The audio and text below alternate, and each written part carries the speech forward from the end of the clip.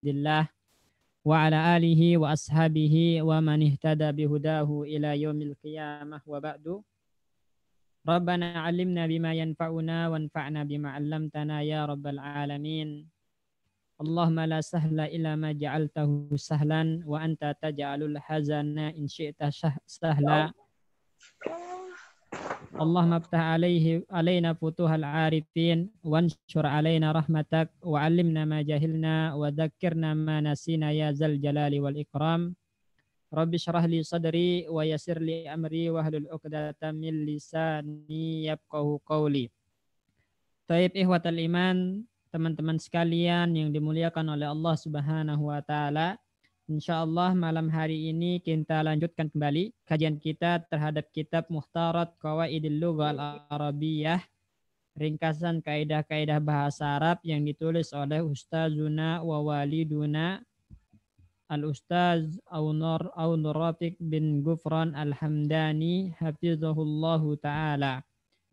Dan kita masih masuk dalam pembahasan yang terkait dengan isim ma'rifat, yaitu tanda yang kedua, yaitu domir. Nah, pada pertemuan yang lalu telah kita bahas domir itu adalah kata ganti, dan domir itu ada dua macam, ada yang zahir, nampak, ada yang mustatir, tersembunyi. Nah, yang nampak ini ada yang muttasil, ada yang munfasil.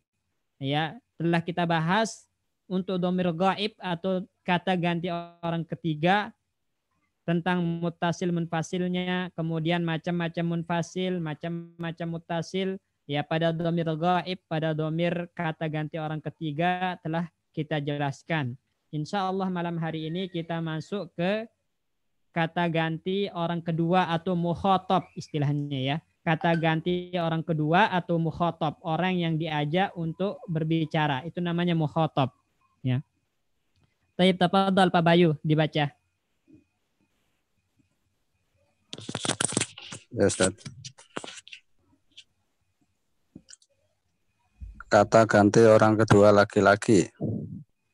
Kamu satu orang, anta.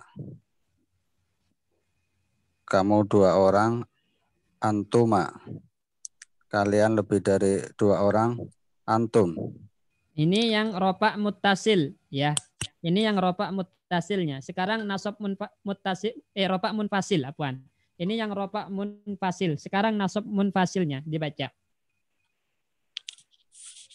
Jadi bacanya bergiliran Pak Bayu. Jadi anta iyaka. Biar ketahuan anta itu rofa munfasil, iyaka nasab munfasil gitu.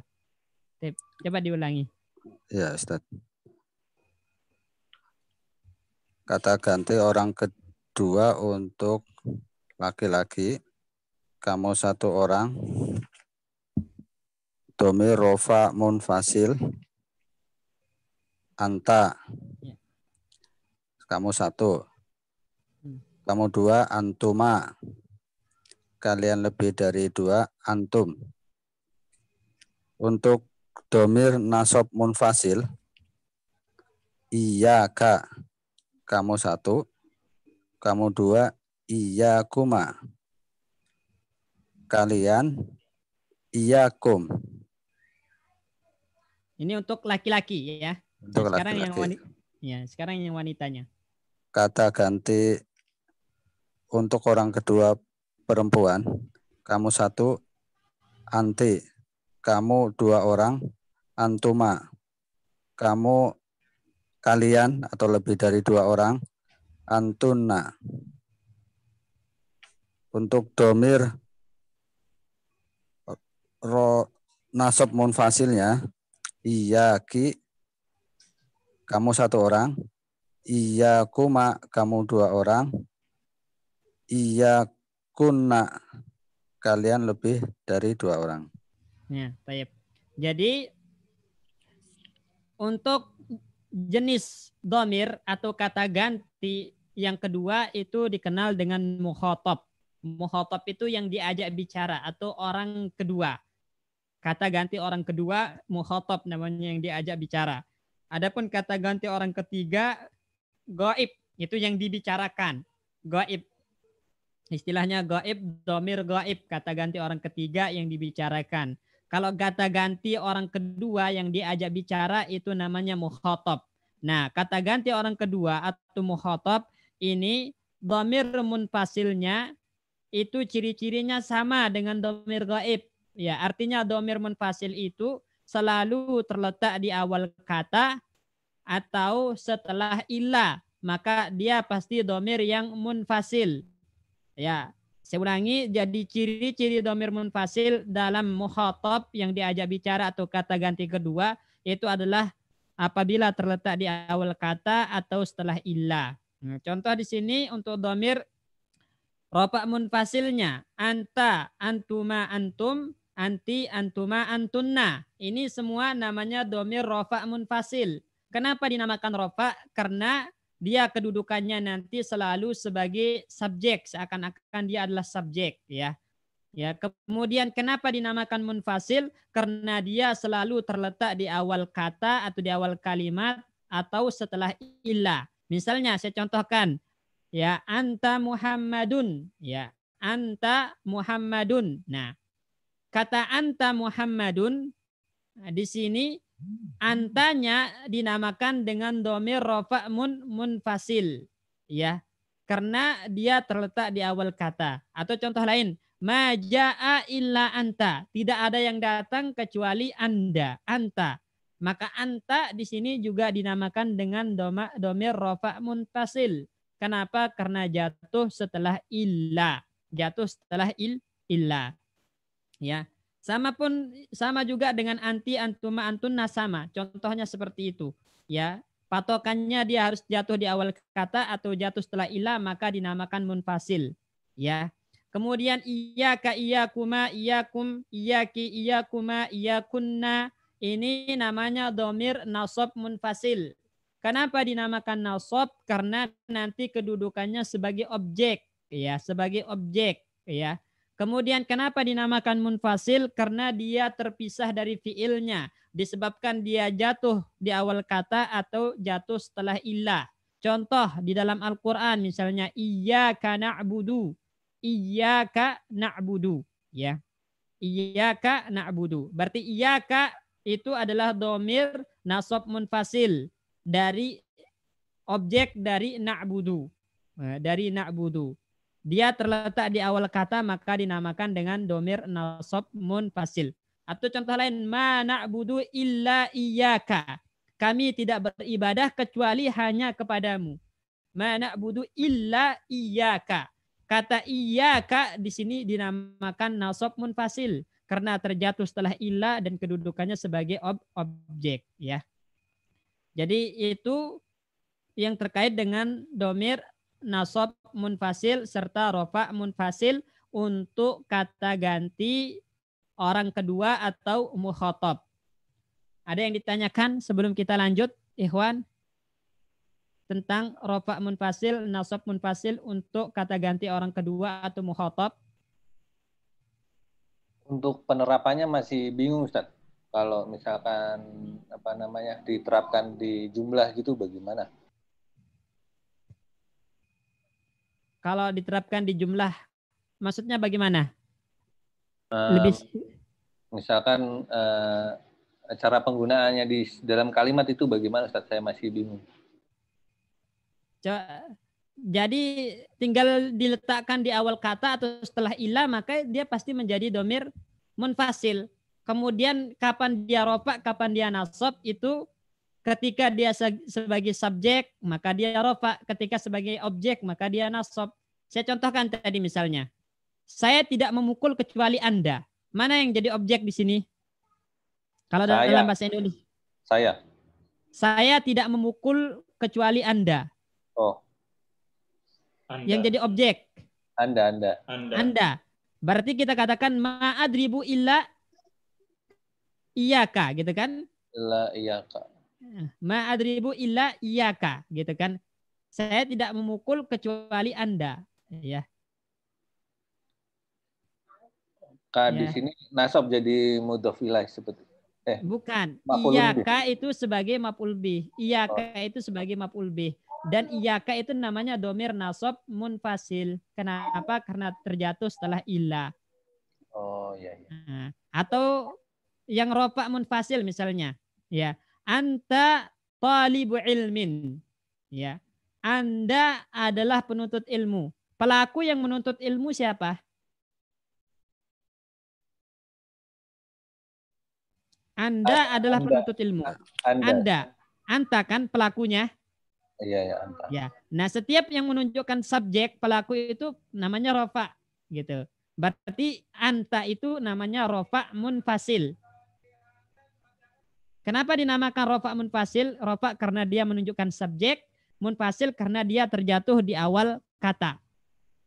Jadi udah kita jelaskan ciri-ciri munfasil itu di awal kata atau setelah illa, maka pasti dia munfasil. Kalau rofa ketika dia menunjukkan subjek, kalau nasab maka ketika dia menunjukkan objek. Menunjukkan objek. Ya. Misalnya contoh lain, iyyaka akramtu. Saya hanya memuliakan Anda.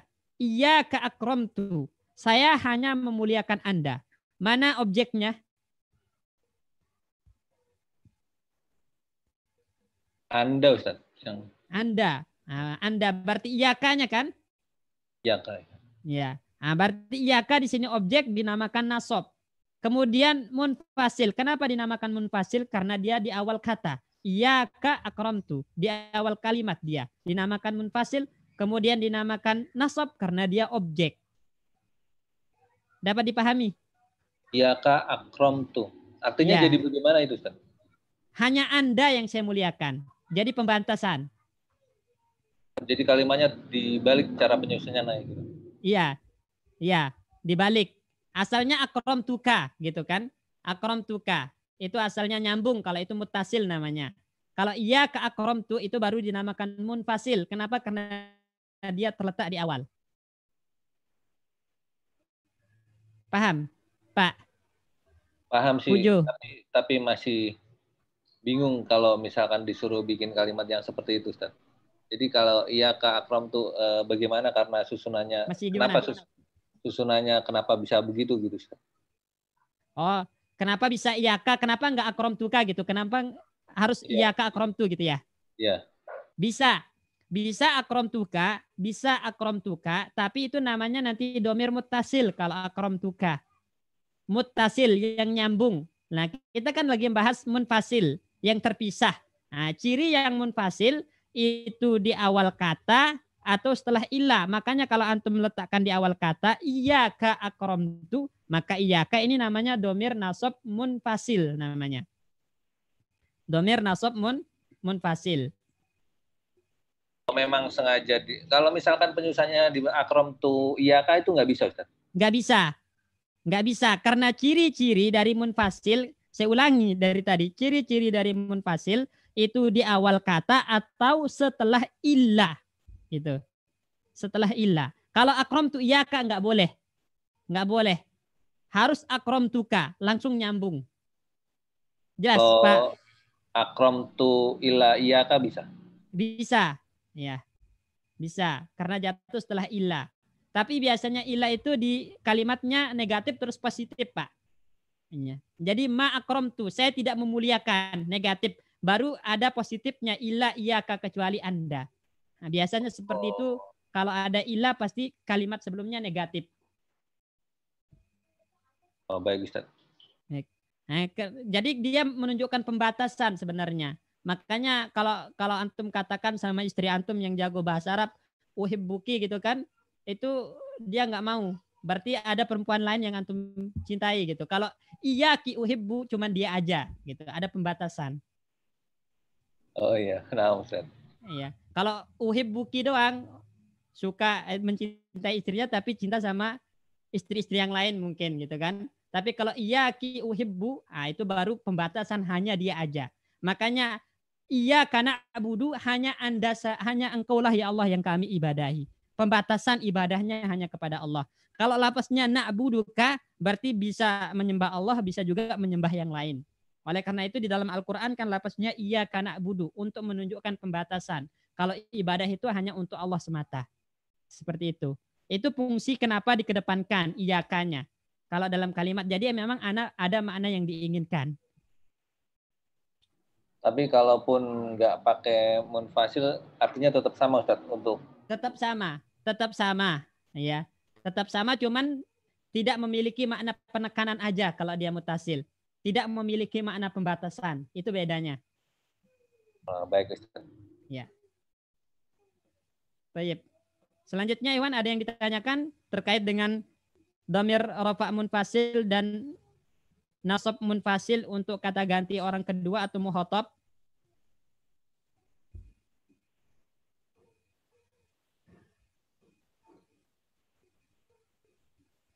Baik Pak Bayu, silakan dilanjutkan ke dhamir rafa munfasil, nasab munfasil dan jar munfasil.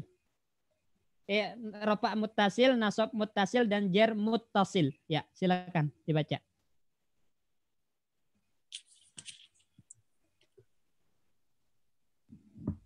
Kata ganti untuk satu orang laki-laki atau perempuan. Untuk saya, dhamir rafa munfasil. Ini yang kita masih membahas kata ganti orang kedua, tapi untuk yang muttasilnya, Pak Bayu. Yang rafa muttasil, nasab muttasil, jar muttasil. Dhamir muttasil untuk kata ganti orang kedua laki-laki. Dhamir rafa muttasil. Kamu satu laki-laki. Nasorta. Kamu dua orang laki-laki. Nasortuma. Kalian lebih dari dua orang. Nasortum. Dhamir nasab muttasil untuk kamu satu orang laki-laki. Nasoroka. Kamu Nasoroka. Kamu dua orang laki-laki. Nasorokuma. Kalian lebih dari dua orang. Nasorokum.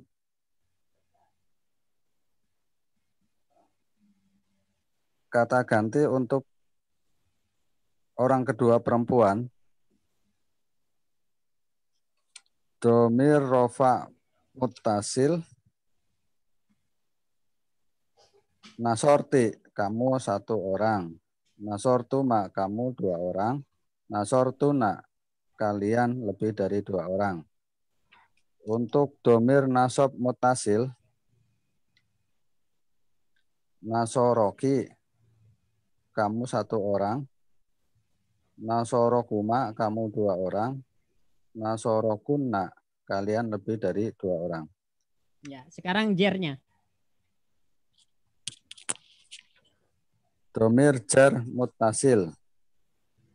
Untuk kamu satu orang. Bila duka, kamu dua orang. Bila dukuma. Baladuka, baladukuma. Baladuka, kamu satu orang. Baladukuma, kamu dua orang. Kalian lebih dari dua orang. Baladukum. Kemudian kata ganti orang kedua perempuan. Dhamir jar muttasilnya.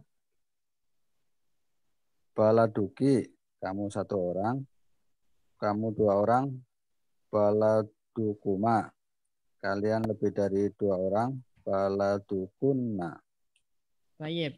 Nah, setelah kita membahas tentang kata ganti orang kedua mukhatab, yang mana ada dhamir rafa munfasil, ada nasab munfasil, maka sekarang kita masuk ke yang muttasilnya. Yang muttasil.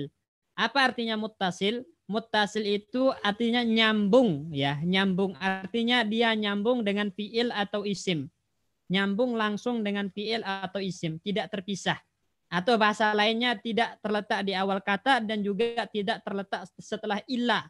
Maka dia muttasil namanya nyambung. Kalau dia enggak terletak di awal kata, enggak terletak setelah ilah, tapi dia langsung jatuh setelah fiilnya atau setelah isimnya, maka itu namanya muttasil, nyambung, ya, muttasil. Kemudian muttasil itu ada yang rofa.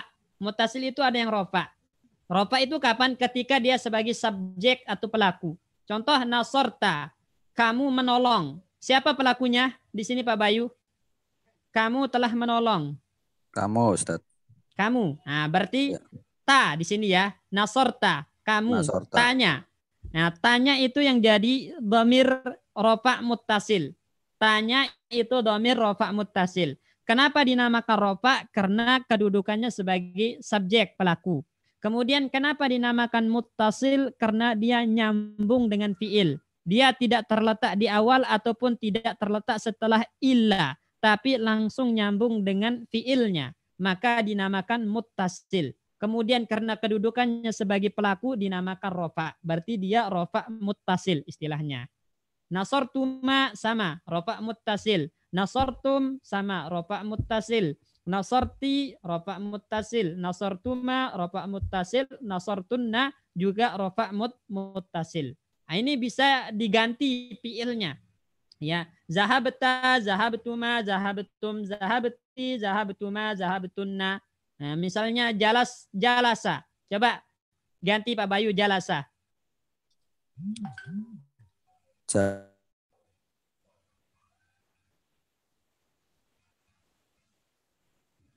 Gimana?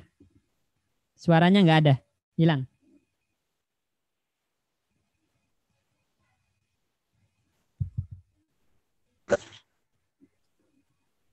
Suara antum hilang. Sekarang hilang.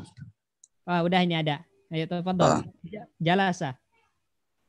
Jalasta, jalastuma, jalastum, jalasti, jalastuma, jalastunna. Nah, ini semua termasuk dalam domir apa? Yang tati, tatumatum, titumatunna itu termasuk dalam domir apa ini Pak Bayu sekarang? Ketika nyambung dengan jalasa.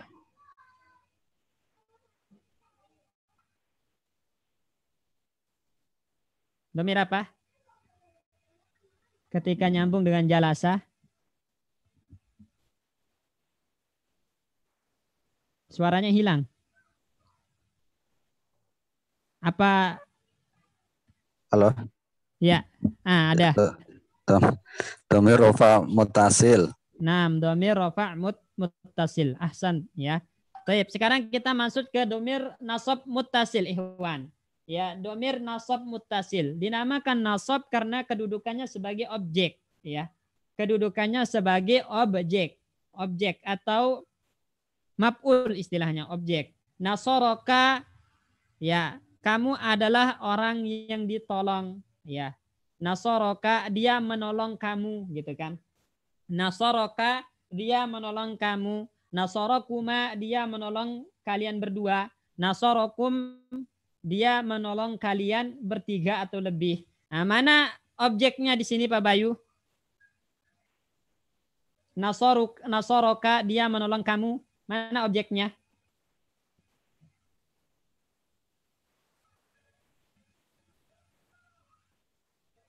Mana suaranya Pak Bayu? Halo Ustaz. Ya, mana objeknya? Dia menolong kamu. Nasoroka, mana objeknya? K-nya itu. K-nya. Ya, K-nya itu objek. Nah, artinya kamu ya, K-nya itu kamu. Ya, nasoroka, ya, dia menolong kamu.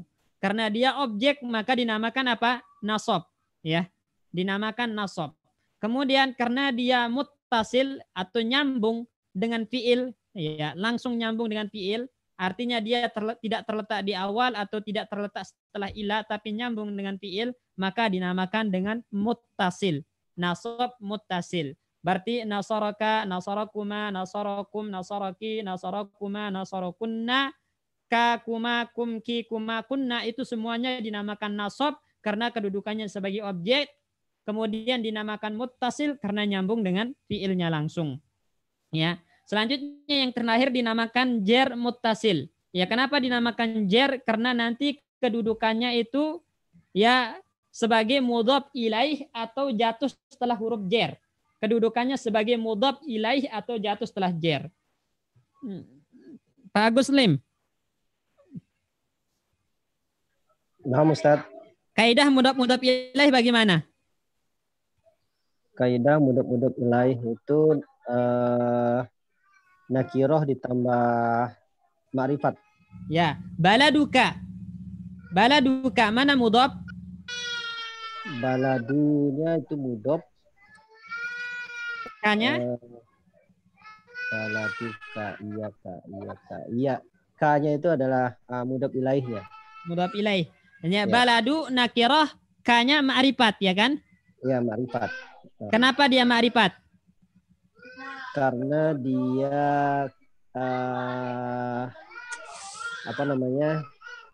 menunjukkan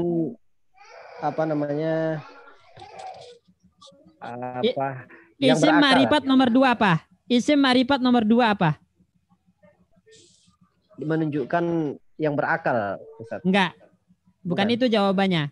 Ciri ma'rifat nomor 2 apa? Kalau nomor pertama kan kemasukan alif lam. Nomor 2? Kemasukan alif lam.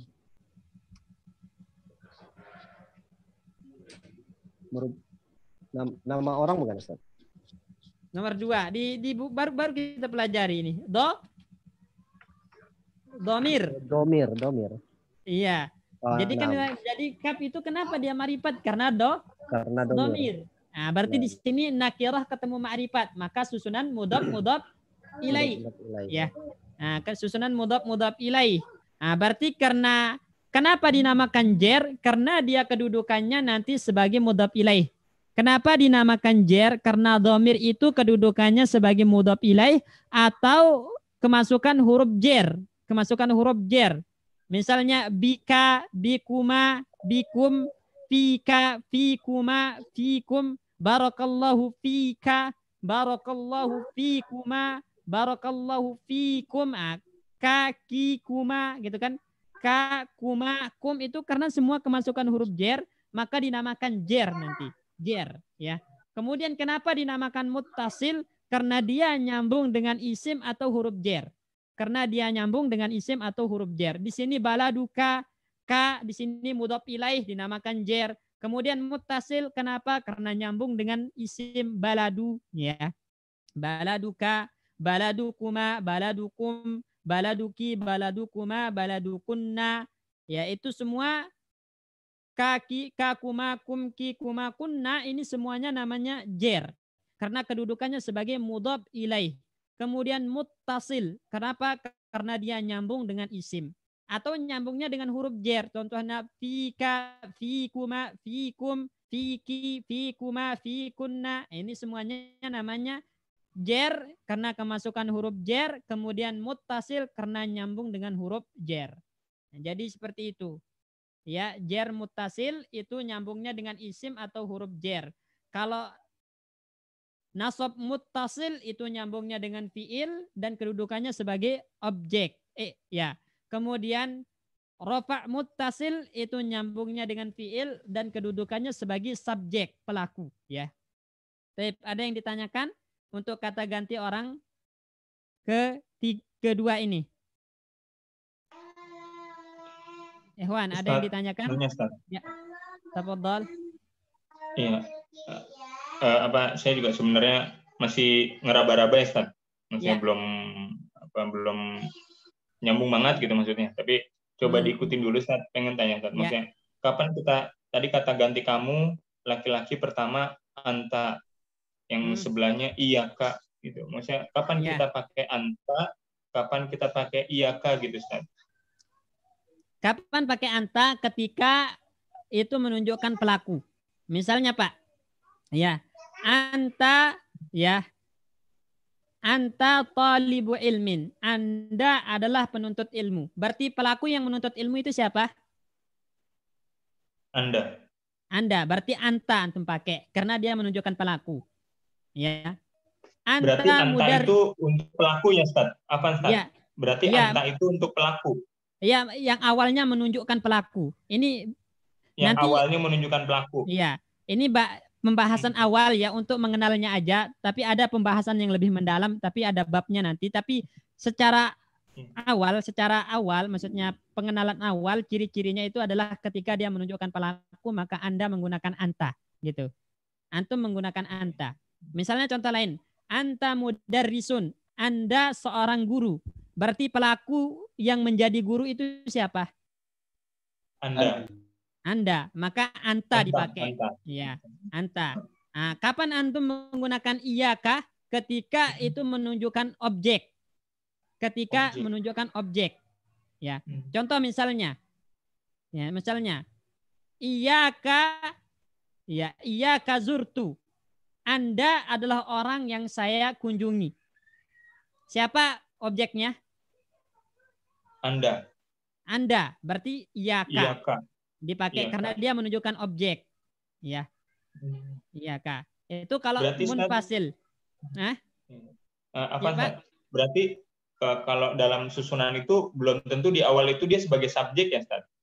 Belum bisa tentu. jadi dia juga bisa sebagai objek ya, Ustaz, kalau di dalam susunan bahasa Arab. Iya. Nah, tapi kan udah ketahuan bentuk yang subjek sama objek udah ketahuan. Kalau objek pasti lafaznya iyyaka gitu kan.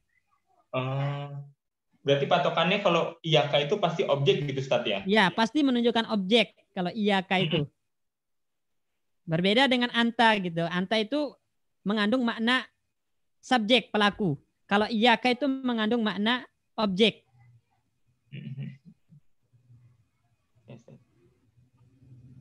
Dapat dipahami insya Allah Pak Arif ya? Insya Allah, Ustaz. Berarti termasuk yang bawahnya juga lebih kurang sama berarti, Ustaz ya? Kamu kata ganti orang kedua laki-laki itu dia sebagai subjek gitu ya, Ustaz? Iya, semuanya sama. Iya, iyyaka, iyyakuma, iyyakum itu sama, nanti objek.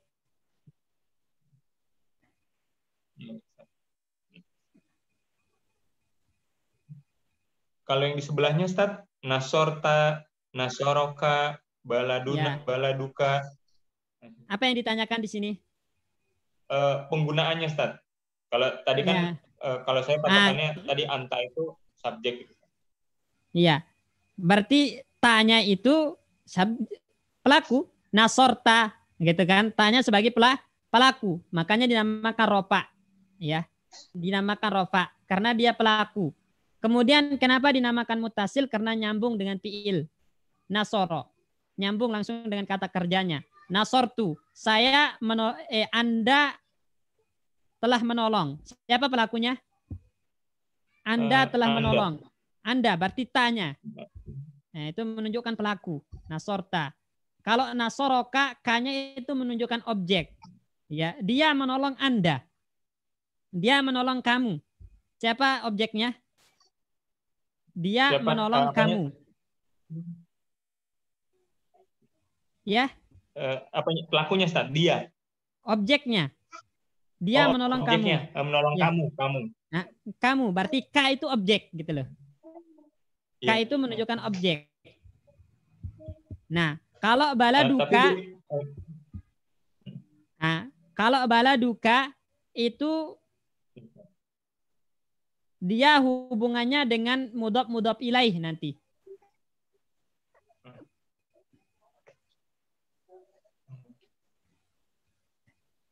Pak pernah belajar kan mudhof ilaih Pak Arif? Di Durusul Lughah kalau nggak salah ikut ya? Belum diulang lagi, Ustaz. Belum diulang lagi ya. Ntar diulang insya Allah ya. Tapi insya Allah paham ya kapan anta iyaka itu paham ya insya Allah ya. Insya Allah, Ustaz. Baik. Teman-teman yang lain ada yang ditanyakan sebelum kita lanjut? Afwan. Ya, teman-teman yang lain ada yang ditanyakan sebelum kita lanjut ke kata ganti orang pertama. Assalamualaikum Ustaz. Iya, waalaikumsalam Pak Sikin. Waalaikumsalam. Ini tafadhal mengenai Pak Sikin. Saya mau tanya mengenai baladuka. Nah, baladu adalah itu isim nakiro Pak Ustaz ya? Mudhof. Baladu. Ya, mudhof isim nakiro. Ya. Nanti K-nya mudhof ilaih, dia isim ma'rifat karena domir. Berhubungan dengan huruf jar Pak Ustaz ya? Bisa juga begitu? Iya, bisa juga karena kemasukan huruf jar kayak fika. Barakallahu fika. K-nya itu namanya apa? Domir jar muttasil. Kenapa jar? Karena kemasukan fi huruf jar. Kenapa muttasil? Karena nyambung dengan huruf jar. Begitu Pak Sikin. Jadi usus ini tidak jar ini berarti tidak mengalami subjek dan objek begitu Pak Ustaz? Tidak. Nah, tidak. Jadi dia nyambungnya dengan isim. Pokoknya kalau dia mudhaf ilaih maka jer. Kalau dia kemasukan huruf jer maka dia jer. Begitu. Paham ya Pak Esikin ya? Ya, paham. Makasih Pak. Ya. Baik. Gimana yang lain? Ada yang ditanyakan? Izin nanya Ustadz. Ya, tafadhal. Mengenai dhamir nasbin mufasil Ustadz. Apakah nasab munfasil? Naam. Apakah kata-kata iya tuh Ustadz harus di awal kalimat seperti Ustadz beri contoh tadi, iyaka nazar tuh Ustadz. Apakah bisa dibalik Ustadz, nazar tuh iyaka? Iya. Enggak boleh. Enggak boleh. Jadi iyaka itu harus terletak di awal kalimat atau setelah illah. Atau setelah illah. Ya. Kalau enggak di awal kalimat atau enggak setelah illah maka enggak boleh pakai iyaka. Enggak boleh. Jelas insyaallah ya Pak Andrika. Alasannya Ustaz? Karena yang namanya munfasil itu kita jelaskan berulang kali. Yang namanya munfasil itu adalah domir yang terletak di awal kata atau setelah illah. Ya, setelah illah. Dan iyaka itu termasuk domir munfasil. Berarti dia harus terletak di awal atau setelah illah. Itu ketetapan yang baku. Jelas ya? Ustaz. Syukran Ustaz. Ya. Afwan. Nah itu jadi itu ketetapan yang baku. Nggak bisa diubah. Nggak boleh antum katakan ya misalnya akramtu iyaka. Nggak boleh. Harus iyaka akramtu. Ya iyaka akramtu. Kalau antum pakai iyaka maka letakkan dia di awal atau letakkan setelah ilah. Kalau nggak seperti itu nggak boleh antum pakai iyaka. Harus pakai yang muttasil. Akramtuka langsung. Yang muttasil. Yang nyambung. Jelas ya? Baik, ada yang ditanyakan? Kalau nggak ada, kita lanjut ke kata ganti orang pertama. Baik, lanjut dibaca Pak Bayu, kata ganti orang pertama. Kata ganti orang pertama untuk laki-laki atau perempuan. Anak. Saya. Nah, itu untuk domir rofa munfasilnya ya. Munfasil, ya. Kemudian nahnu, kami. Untuk domir rofa munfasilnya. Kemudian untuk domir nasab munfasilnya, untuk saya, iya ya. Untuk kami, iya nak. Nah ini sama ya penjelasannya kayak di atas. Ya, kapan munfasil itu kalau jatuh di awal kata atau setelah ilah. Kapan rofa ketika menunjukkan makna pelaku. Kapan nasab ketika menunjukkan makna objek gitu. Munfasil ketika di awal atau setelah ilah. Baik, lanjut yang rofa muttasil sekarang.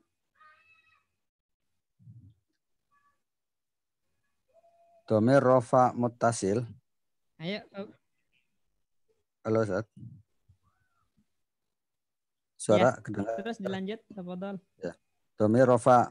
Kedengaran. Domir rofa muttasil. Untuk saya, nasortu.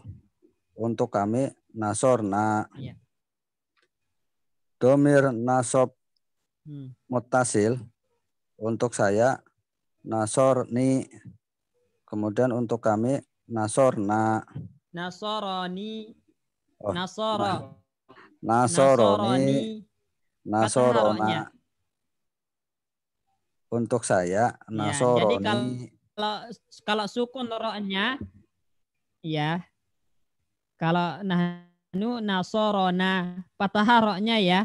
Kalau disukun itu nanti larinya ke rofa muttasil. Nasorna itu kan sukun ro-nya. Kalau di nasab patah ro-nya, nasorona. Gitu.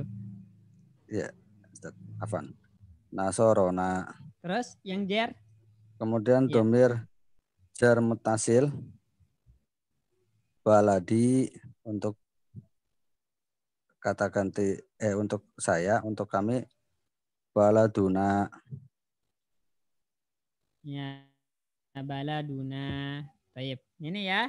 Jadi sekarang untuk yang muttasil itu nasortu, nasorna. Ya, nasortu, nasorna.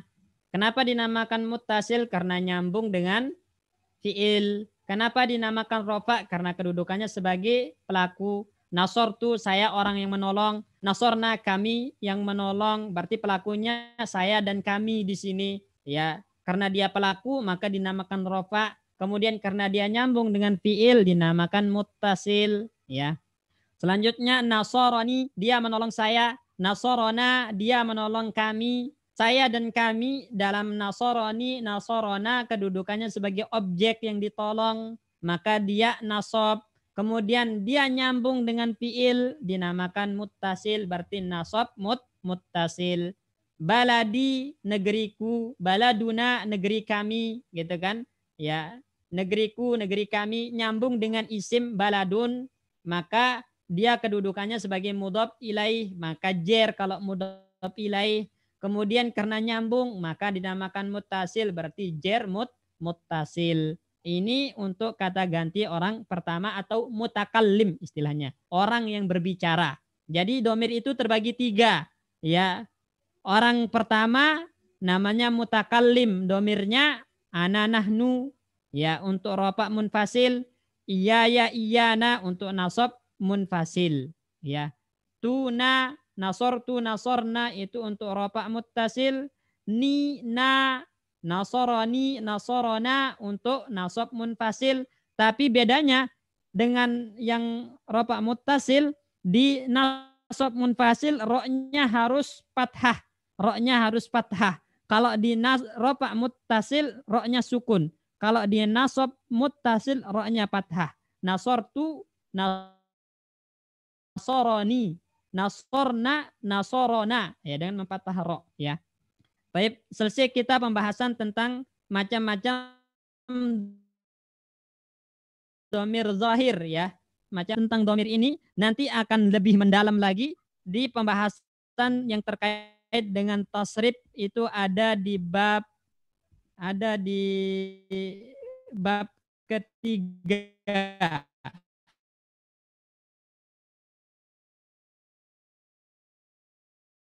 Bagian ketiga di ilmu tasrif ya, 119 nanti akan ada pembahasannya ketika dia namanya tasrif lugawi, nanti pembahasan di tasrif lugawi ya.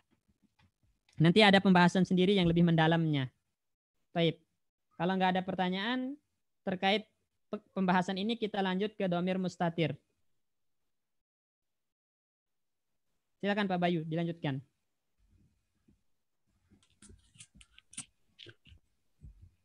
B. Domir mustatir. Adapun domir mustatir adalah domir yang tersimpan terdapat pada fiil. Berikut ini. Domir mustatir takdir huwa. Ya. Domir mustatir takdiruhu huwa. Takdiruhu huwa. Ya. Fiil madi fa'ala darosa. Kemudian domir mustatir takdiruhu hiya. Fa'altu daros. Fa'alat. Sukun. Fa'alat. Fa'alat. Kalau fa'al itu kan itu namanya zohir muttasil Pak. Domir rofa muttasil yang zohir kalau fa'al itu. Fa'alat di sini. Fa'alat darosat. Ya. Di fi'il mudhari yaf'alu. Fi'il mudhari yaf'alu yang suruh. Nah, tapi sekarang kita akan membahas tentang domir mustatir. Apa itu domir mustatir? Domir yang tersembunyi. Artinya domir yang tidak terbaca lafaznya tapi ada. Dia tersirat tapi tidak tersurat. Nah, itu kan dia tersirat ada tapi tidak terbaca. Itu namanya domir mustatir. Domir yang tersimpan atau tersembunyi. Di mana aja letak domir mustatir? Letaknya itu pertama di fi'il madi, kedua di fi'il mudhari. Ya, dan itu hanya ada pada gaib, huwa dan hiya. Gaib, huwa dan hiya. Maksudnya kata ganti orang pertama. Kata ganti orang ketiga yang menunjukkan satu, afwan. Gaib kata ganti orang ketiga yang menunjukkan satu. Ya. Itu dhamir huwa dan hiya itu mustatir kapan? Ketika di fi'il madi. Contoh fa'ala artinya dia melakukan. Pak Bayu, dia melakukan. Ada kata ganti enggak di situ di fa'ala? Ada. Ada. Apa? Dia. Itu kata ganti orang keberapa? Orang ketiga. Ketiga, Tunggal. satu orang. Nah, terbaca apa enggak? Tidak terbaca tapi ada di fiilnya. Nah, tidak terbaca tapi ada di fiilnya, maka dinamakan mustatir. Ya. Darosa, dia belajar. Berarti di situ ada kata ganti tapi tidak terbaca namun ada di fiil tersebut, maka dinamakan mustatir. Takdirnya huwa, dia laki-laki. Kalau wanita fa'alat darosat, gitu ada tak ta'nisnya. Tak ta'nis yang sukun itu untuk membedakan antara laki-laki dan perempuan. Kalau fa'ala kan nggak ada taknya. Kalau fa'alat ada taknya. Itu untuk membedakan mana laki-laki, mana perempuan. Mana kata kerja yang laki-laki, mana kata kerja yang untuk perempuan. Ya nanti artinya sama. Dia berbuat, dia belajar, tapi pelakunya adalah seorang wanita. Nah dia ini tidak terbaca, tapi disembunyikan. Yang takdirnya itu adalah dia. Gitu. Jelas nggak di sini? Kemudian juga yaf'alu yansuru, itu fi'il mudhari'. Yaf'alu yansuru. Yaf'alu sedang berbuat, yansuru sedang menolong. Dia sedang berbuat, dia sedang menolong, gitu kan? Nah, berarti ada kata ganti di situ, ada dhamir huwa. Dia tidak terbaca tapi ada di dalam fi'ilnya, maka dinamakan mustatir. Ya, dan laki-laki. Ya, untuk yang wanita lafaznya taf'alu tansuru dengan ta. Awalnya dengan ta. Taf'alu tansuru. Dia sedang berbuat, dia sedang menolong, tapi pelakunya wanita. Dan dia di sini tidak terbaca domirnya, tapi ada di dalam fi'il, maka dinamakan dengan mustatir. Ya takdirnya hiya di sini. Jelas ya? Untuk domir mustatir. Untuk domir mustatir yang kata ganti orang ketiga itu cuma terjadi di huwa dan hiya. Domir mustatir kata ganti orang ketiga cuma terjadi di huwa dan hiya. Dan terjadinya di fi'il madi dan fi'il mudhari' gitu ya. Baik. Selanjutnya Pak Bayu. Dhamir mustatir takdirahu anta. Terjadi di fi'il mudhari'. Taf'alu. Tangsuru. Dan juga terjadi di fi'il. Dan terjadi di fi'il amr. Af'alu. If'al. If'al. Unsur. Ya, if'al unsur. Ya.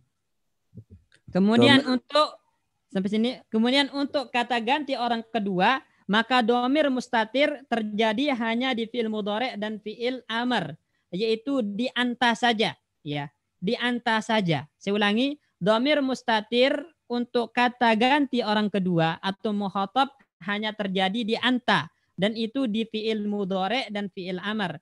Taf'alu, Anda berbuat. Tansuru, Anda menolong. Ada domir Anda, nomir anta di situ. Tapi tidak terbaca, namun ada di dalam kata kerja atau di dalam fi'ilnya, maka dinamakan mustatir. Ya. Kemudian if'al, lakukanlah. Ya. Yang diperintah pasti satu orang, Anda. Karena yang diperintah itu pasti orang yang kita ajak bicara. Kata ganti orang kedua, if'al, lakukanlah. Unsur, tolonglah. Ya. Nah, di situ ada anta yang diperintahkan, tapi enggak nampak antanya, disembunyikan, maka dinamakan mustatir. Ya gampangnya, anta itu adalah domir mustatir yang terjadi kapan di fi'il mudhari' dan fi'il amr. Baik. Selanjutnya. Domir mustatir takdirohu nahnu. Terjadi di fi'il mudhari'. Naf'alu. Takdirnya ana dulu. Takdirnya ana. Domir mustatir takdirohu ana. Terjadi di fi'il mudhari'. If'alu. Af'alu. Af'alu. Ungsot. Ansuru. Angsuru. Kemudian domir mustatir takdirohu nahnu. Naf'alu. Nangsoru. Nansuru. Nah, ini yang domir mustatir.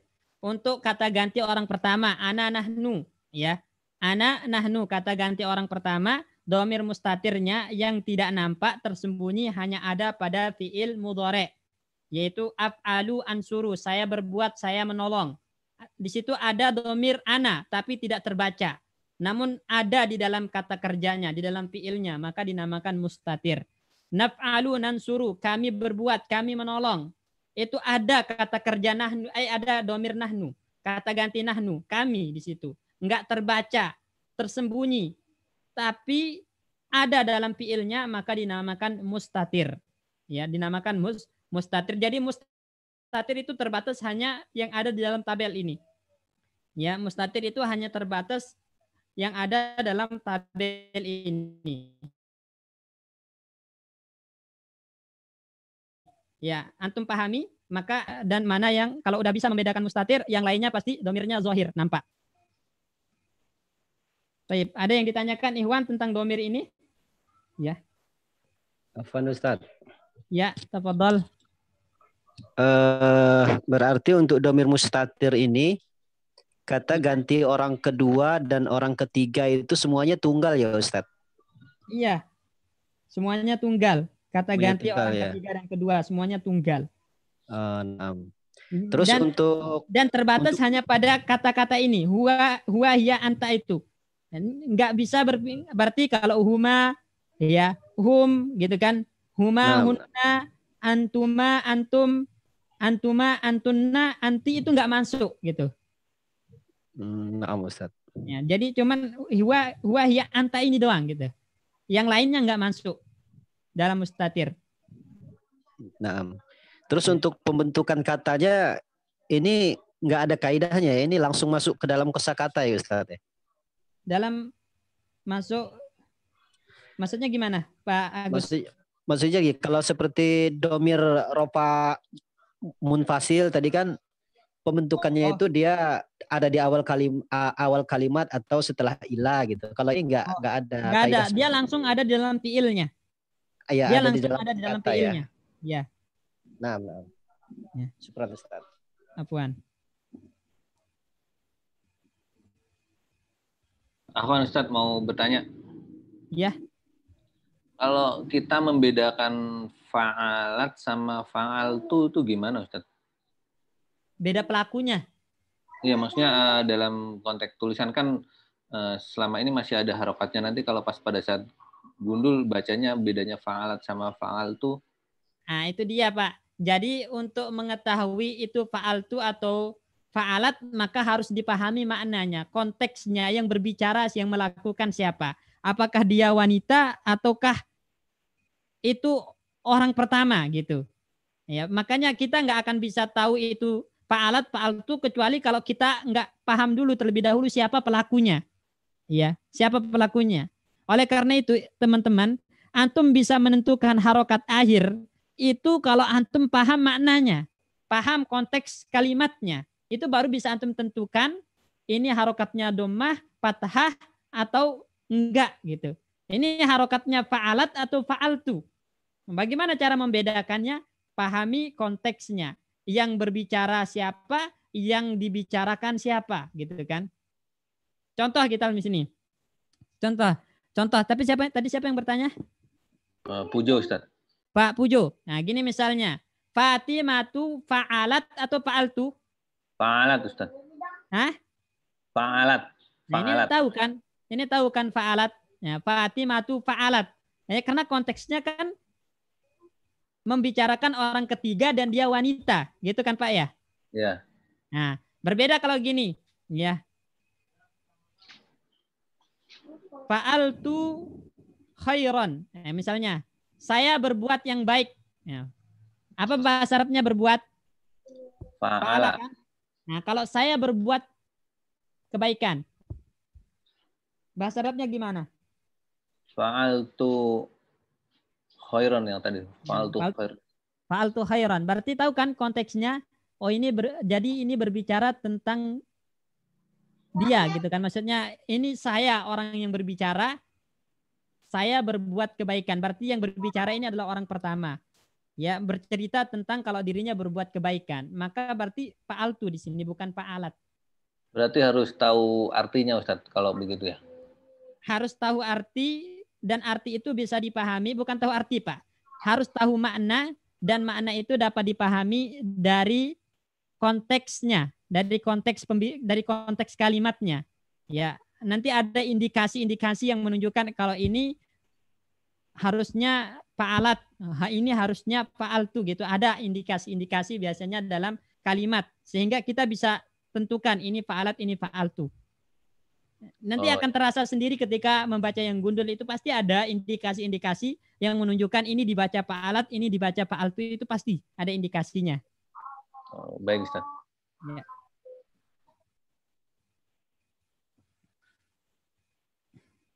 Baik. Coba dibaca catatan Pak Bayu. Catatan. Hum dan hunna hanya mengganti jamak berakal. Jika tidak, maka menggunakan hiya, tidak memakai hum. Ya, jadi di sini Ikhwan, hum dan hunna. Ya, hum dan hunna itu kan kata ganti orang ketiga tapi yang jamak yang banyak, yang artinya mereka, gitu kan? Kata ganti orang ketiga yang banyak, jamak yang artinya mereka. Nah, hum dan hunna itu hanya mengganti hal-hal yang berakal, ya. Misalnya, ya al-asatizu gitu kan, atau al-asatizatu hadiruna, para ustadz datang. Kemudian kita ganti, mereka datang. Jadinya apa? Hum hadiruna. Kenapa kita menggunakan hum? Karena al-asatizah itu berakal. Ya, berakal. Ya. Atau contoh lain, al-muslimatu hadiratun. Al-muslimatu hadiratun. Para muslimah itu hadir. Kemudian kita ganti menjadi mereka hadir bagaimana? Hunna hadiratun. Kenapa menggunakan hunna? Karena al-muslimat itu berakal. Jadi hum dan hunna itu kata ganti untuk yang berakal. Jamak berakal untuk orang ketiga. Ya. Apabila dia tidak berakal, maka kata gantinya menggunakan hiya. Saya ulangi, apabila tidak berakal, maka kata gantinya menggunakan hiya. Menggunakan hiya. Misalnya, al-kutubu jadidatun. Kitab-kitab itu baru. Ya, kemudian kita ingin mengganti kitab dengan domir menjadi hiya jadidatun. Nah, hiya jadidatun. Kenapa kita menggunakan hiya? Karena al-kutubu tidak berakal. Walaupun jamak, tapi karena tidak berakal, maka menggunakan hiya kata gantinya. Nah, contoh lain misalnya, ya, contoh lain, al-masajidu, ya, al-masajidu ba'idatun, ya, al-masajidu ba'idatun. Masjid-masjid itu jauh, gitu kan? Kemudian kita ingin ganti masjid itu dengan domir, berarti hiya ba'idatun. Hiya ba'idatun. Kenapa menggunakan hiya? Karena al-masajidu jamak yang tidak berakal, maka kata gantinya menggunakan hiya. Menggunakan hiya. Jelas ya? Ini yang ada di catatan.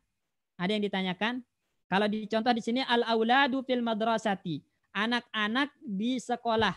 Nah, anak-anak itu kan banyak, jamak dan mereka berakal. Maka ketika diganti menggunakan domir, lafaznya hum fil madrasati. Kenapa menggunakan hum? Karena mereka jamak mudzakkar gitu kan, dan berakal.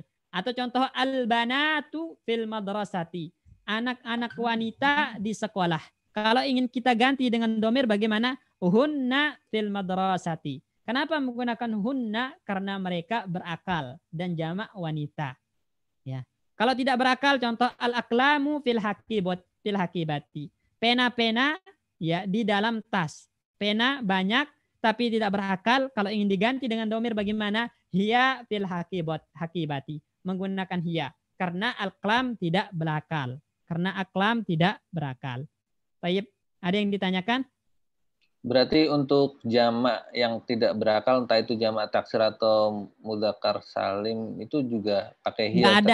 Nggak ada jamak mudzakkar salim yang tidak berakal.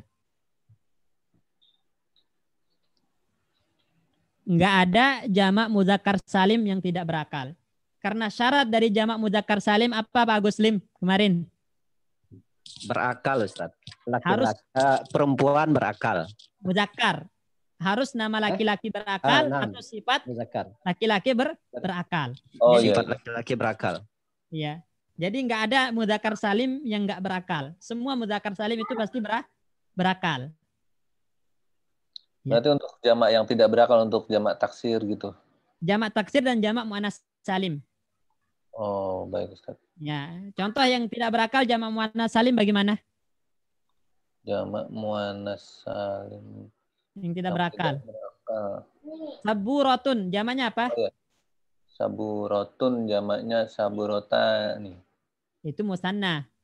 Saburo apa sih? Nah, saburotun, ya kan? Dengan tambahan alif dan ta. Oh ya, saburot. Berakal atau tidak saburoh? Tidak Ustaz. Tidak. Nah, jadi jamak tidak berakal itu adanya di jamak muannas salim dan jamak taksir, ya. Jamak taksir. Baik, ada lagi yang ditanyakan?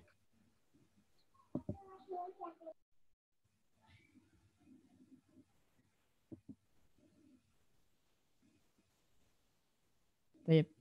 Mau dilanjut nggak ini ke isim isyarah, Ikhwan? Atau cukup aja kayaknya Ustaz. Mau dicukupin? Kenapa Pak Bayu? mulai puyeng kayaknya. Iya, mulai dipelajarin. Insya Allah kalau paham yang awal-awal ini, paham, nanti mudah untuk selanjutnya. Karena dari awal Ana udah bilang sama Antum Ikhwan, Syekh Utsaimin rahimahullahu ta'ala itu mengibaratkan belajar nahu itu dengan menjebol istana yang yang gerbangnya terbuat dari baja, tapi tembok-tembok istananya itu terbuat dari kayu. Antum kalau jebol bajanya bisa, maka mengobrak-abrik yang di dalamnya itu gampang.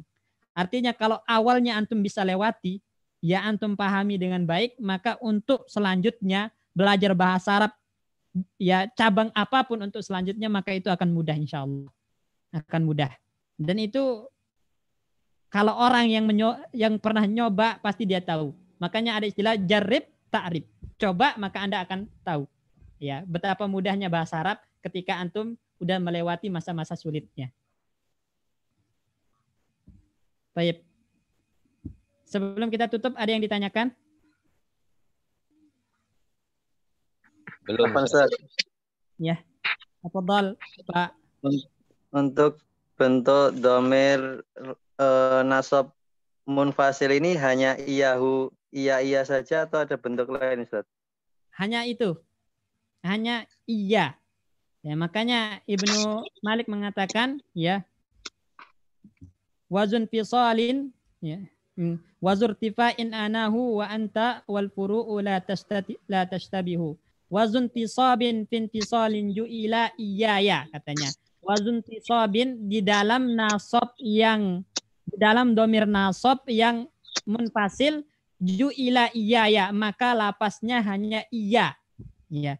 Jadi untuk nasab munfasil itu lapasnya iya. Kemudian nanti disambung tergantung. Kalau anta berarti iyaka, kalau antuma berarti iyakuma. Kalau antum berarti iyakum, anti iyaki, antuma iyakuma, antunna iyakunna, iyaya, ana iyana, nahnu iyahu, wa hiya huma huma, iyahum hum gitu. Jadi harus ada iyanya, itu lafaz untuk yang nasab munfasil, enggak ada yang lain. Jelas ya, Mas Heri? Nah, Ustaz, syukran Ustaz. Afwan. Jadi itu pasti. Iya, pasti itu nasab munfasil kalau ada iyanya. Ya. Karena itu udah dijelaskan, itu termasuk yang disepakati. Ya wazun tisabin finfisalin ju'ila iya ya wattafri'u laysa mushkila, kata Ibnu Malik. Jadi nasab itu, nasab yang munfasil itu maka lafaznya iya.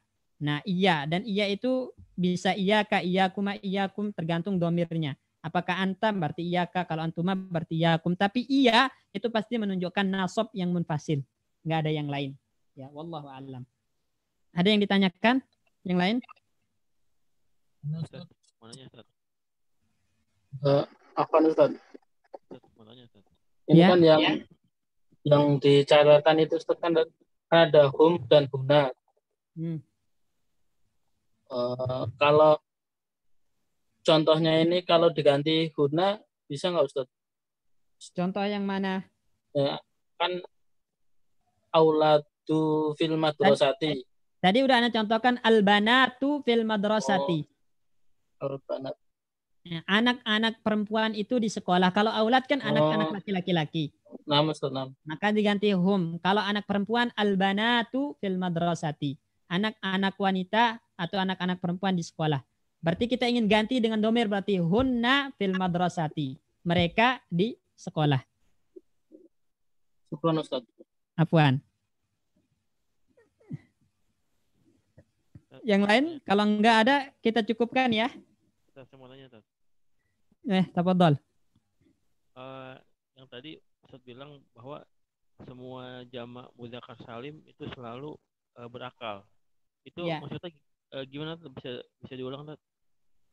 Semua jamak mudzakkar salim itu berakal. Ya, karena syarat ya pembentukan jamak mudzakkar salim itu pertama dibentuk dari nama yang berakal, alam berakal, nama laki-laki berakal. Kemudian sifat laki-laki berakal. Nah, ini yang bisa dijamak dengan jamak mudzakkar salim ya. Pertama itu nama laki-laki berakal yang tidak ada tak marbutohnya. Kedua sifat laki-laki berakal yang tidak ada tak marbutohnya. Ya. Ini berarti semuanya berakal hingga jamak mudzakkar salim itu enggak ada yang enggak berakal. Semuanya pasti berakal. Jelas ya? Ya, Ustaz. Ya, tayyib. Tanya Ustaz Afan. Ya, tafadhol. Mustatir tadi artinya tersimpan ya Ustaz. Tersimpan atau tersembunyi. Maksudnya tersimpan tersembunyi itu ada domirnya tapi tidak terbaca secara lafaz. Iya, kalau takdiruhu artinya apa ya Ustaz? Takdir itu bahasa kita ya. Tahu takdir? Takdir itu bahasa Indonesianya apa ya? Takdir. Ketetapan bukan Ustaz? Iya. Bukan kalau artinya takdir itu memang susah ya bahasa Indonesianya. Takdir. Ketetapan bukan ketetapan sih. Bukan ketetapan. Oh, bukan ya? Mustakdir yang takdirnya. Kalau bisanya kita yang takdirnya, yang wujudnya gitu loh. Yang kira-kira wujudnya itu huwa gitu. Yang bentuknya huwa. Nah, gitu. Jadi kan fa'ala itu mengandung domir yang tersembunyi. Bentuknya apa domir yang tersembunyi itu huwa. Itu namanya takdir. Paham nggak? Oh iya Ustaz. Ya. Jadi bisa kita artikan bentuknya sih. Bentuknya atau lapasnya itu takdir. Ya. Berarti fa'ala itu mengandung domir. Ya. Domir yang tersembunyi. Takdirnya atau lafaznya istilah kita, lafaz dari domir yang tersembunyi itu adalah huwa, gitu. Itu yang dimaksud dengan takdir. Paham ya? Nah, Ustaz, syukran. Nah, itu sebenarnya bukan arti ya, tapi penjelasan. Kalau arti itu sendiri agak susah sih menjelaskan artinya secara letterlek, nanti nggak nyambung. Ya. Karena kalau diartikan takdir itu secara letterlek itu artinya kira-kira. Itu takdir. Ya, takdir. Bukan takdir yang itu ya, bukan takdir ketetapan takdir kodok dan kodar itu bukan itu maksudnya. Tapi takdir di sini kira-kira lapasnya huwa, kira-kira lapasnya hiya, itu maksudnya takdir. Di sini. Ada lagi yang ditanyakan, Ikhwan? Ustaz, saya mau tanya satu Ustaz. Oh iya, tafadhal. Ini mengenai munfasil tadi kan contohnya mengenai iya Kak. Kan kepadamu Pak Ustaz ya. Iya. Ini kalau saya kembali ke saya pilih iya ha, bagaimana Pak Ustaz? Itu boleh, kan udah lewat. Di itu Udah lewat, kata ya? ganti orang ketiga. Iya.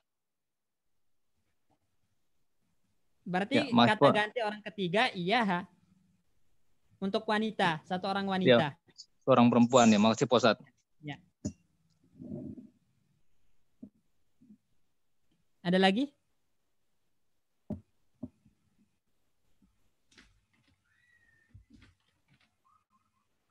Nanti ini ada di latihan ini Wan, nanti di latihan. Nah, nggak apa-apa lah. Latihan ini karena antum udah selesai membahas tentang domir rofa mutasil, nasab mutasir, jal mutasil. Nah, itu di latihan coba ditentukan mana domir rofa mutasil, mana nasab mutasil, mana jar mutasil. Ya. Insya Allah nanti pada pertemuan selanjutnya sebelum kita mulai membahas tentang isyarah, maka kita selesaikan dulu latihan yang ada. Ini kan di halaman 20 berupa ada hadis di situ, hadis Nabi Shallallahu Alaihi Wasallam. Nanti kita coba satu-satu itu tes, harus bisa menentukan mana domir rofa mutasil, mana nasab mutasil, mana jar mutasil yang ada di dalam hadis-hadis ini. Ya, jadi nanti sebelum mulai Ikhwan pada pertemuan selanjutnya itu persiapkan terlebih dahulu, kerjakan terlebih dahulu latihan ini ya. Kemudian biar nanti kalau ditunjuk langsung bisa menentukan, langsung bisa menjawab. Sehingga bisa menghemat waktu kita. Ya, agar kita bisa lebih cepat menyelesaikan kitab ini dan masuk ke kitab prakteknya ya, praktek baca kitabnya. Baik. Kita tutup dengan doa kafaratul majlis. Hewan kalau enggak ada yang ditanya. Benar maaf yang dikasih tahu. Ya kan? Jazakallah khair Ustaz. Wa yakum. Tidak Pak Ustaz. Iya. Assalamualaikum warahmatullahi wabarakatuh. Waalaikumsalam warahmatullahi wabarakatuh. Assalamualaikum.